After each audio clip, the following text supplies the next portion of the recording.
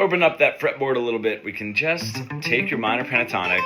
And a really great thing to do is look at some of the positions if you have your diagrams out and play a lick and see if you can take that lick to the other positions of the pentatonic, starting with your oh so comfortable first position, right? So if I have,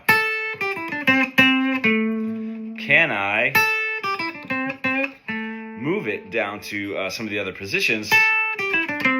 Now, what you'll notice is the notes, if you're sort of moving up to second position, the upper notes, your sevens and your eights, are going to be the lower notes of this lick. So that second note, the eighth fret of my B string, even though I'm up in this second position, is still there. That can help, just kind of keep you grounded, I should say, and let you know where you are, not get too lost. This, even if you do shorter licks,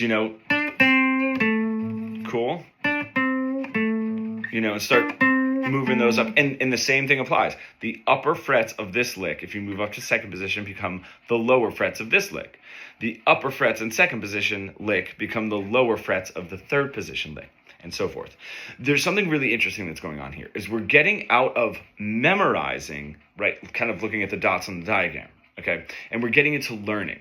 And when we take even just a simple lick and move it around, it becomes a little bit more like learning, because even this, if I move into second position, right in third position, and then I can sort of look at those diagrams and be like, oh, I can see how this lick fits in there. Now, yes, this is still memorizing, right? If you're sort of just reading the tab, this is sort of something that's off of week 1 of our fretboard fluency mentorship program.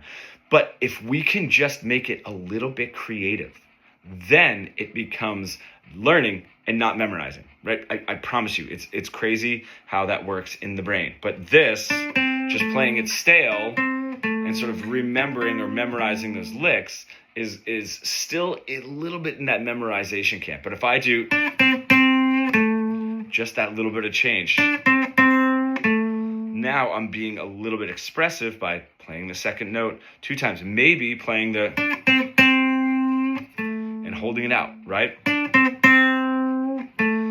Start adding your own spin on that lick creatively, it's going to move into the learning process and not the memorizing process. And we're out of position 1, position 2, I don't know what to do with it, position 3, and so forth. If you're an intermediate guitar player that's really stuck in that boring guitar solo plateau that we all get into, and you really want to bridge the gap between your creative ideas and what you're able to play, becoming fully fretboard fluent, comment pro below and we can get started.